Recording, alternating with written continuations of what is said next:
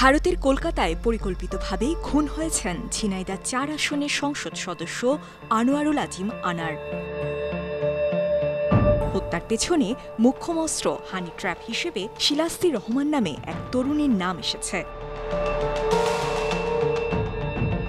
বছরের পর বছর ধরে প্রতিপক্ষকে ঘায়েল করতে এই হানি ট্র্যাপের ব্যবহার চলে আসছে। হানি ট্র্যাপ ছোট্ট দুটি শব্দ, এর পরিণাম যে কতটা ভয়ঙ্কর হতে পারে সিনেমা, ওয়েব ও টিভি সিরিজে দেখিয়েছেন নির্মাতারা। বিশ্বখ্যাত জেমস বন্ড সিরিজের একাধিক চলচ্চিত্রেও রয়েছে হানি ট্র্যাপ ঘিরে গল্প। হানি ট্র্যাপকে বাংলা ভালোবাসার ফাঁদ নামে অভিহিত করা যেতে পারে। মোটা দাগে এর অর্থ হল যৌনতার প্রলোভন দেখিয়ে বিপক্ষ বা শত্রু শিবির থেকে তথ্য হাতিয়ে নেওয়া কিংবা পরিকল্পনা বাস্তবায়ন করা। গুরুত্বপূর্ণ ব্যক্তি, রাজনৈতিক নেতা, ব্যবসায়ী বা গোয়েন্দাদের কাছ থেকে তথ্য হাতিয়ে নেওয়ার অন্যতম কৌশল হল হানি ট্র্যাপ। দ্বিতীয় বিশ্বযুদ্ধের সময় হানি ট্র্যাপের সবচেয়ে বেশি ব্যবহার দেখা যায়। পরবর্তী সময়ে স্নায়ুযুদ্ধকালে হানি ট্র্যাপে ফেলে তৎকালীন সোভিয়েত ইউনিয়ন পশ্চিমাদের কাছ থেকে গোপন তথ্য জানার চেষ্টা করেছে। মস্কোর কাছ থেকেও তথ্য হাতিয়ে নিতে একই পদ্ধতি অবলম্বন করেছে পশ্চিমারা। হানি ট্র্যাপের সঙ্গে বিভিন্ন সময় এসেছে ইসরায়েলি গোয়েন্দা সংস্থা মোসাদের নাম। ভারত ও পাকিস্তানি সামরিক গোয়েন্দাদের বিরুদ্ধেও হানি ট্র্যাপে ফেলে পরস্পরের তথ্য হস্তগত করার অভিযোগ আছে। হানি ট্র্যাপের মধ্য দিয়ে কখনো কখনো সত্য বেরিয়ে আসে, আবার নিরপরাধ লোক ক্ষণিকের ভুলে ফেঁসেও যেতে পারে।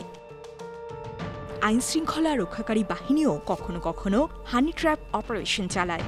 এতে নিরপরাধ লোকও ফেঁসে যাওয়ার ঝুঁকিতে থাকেন। রাচেল নিকেল হত্যাকাণ্ড ঘিরে এমন এক হানি ট্র্যাপ পেতেছিল ব্রিটিশ পুলিশ, তবে সফল হয়নি। বিশ্বে আলোড়ন সৃষ্টি করেছিল মাতাহারির হানি ট্র্যাপ গল্পটা। প্রথম বিশ্বযুদ্ধ চলার সময় মাতাহারি ছিলেন একজন ডাচ নৃত্যশিল্পী। ক্যারিয়ার গড়তে চলে গিয়েছিলেন প্যারিসে।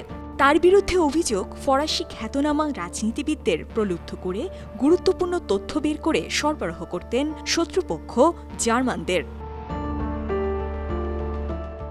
একসময় মাতাহারি ধরা পড়ে যান ফরাসি গোয়েন্দাদের হাতে।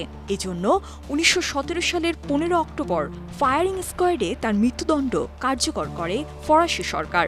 প্যারিসে তার বিচার কার্য চলার সময় একজন আইনজীবী মাতাহারির কার্যক্রমকে হানি ট্র্যাপ বলে আখ্যায়িত করেছিলেন। তবে যুগের পরিবর্তনের সাথে হানি ট্র্যাপের মাধ্যমেও পরিবর্তন এসেছে। হানি ট্র্যাপের মোক্ষম জায়গাগুলো এখন দখল করে নিয়েছে ভার্চুয়াল দুনিয়ায় অ্যাডাল্ট ডেটিং সাইটগুলো। এসব সাইটে প্রেমিক প্রেমিকারা বড় ব্যবসায়ী, পদস্থ কর্মকর্তা, রাজনৈতিক, সাংবাদিক কিংবা শিল্পীদের সঙ্গে অন্তরঙ্গ বা নগ্ন ভিডিও চ্যাট করে। পরে ওই ভিডিও বা যৌনালাপ ফাঁস করার ভয় দেখিয়ে অর্থ দাবি করছেন। এছাড়া কখনো তারা কোনো পক্ষের এজেন্ট হিসেবে কাজ করে টার্গেট ব্যক্তিকে ফাঁসিয়ে দেয়। News desk, ৫২ TV.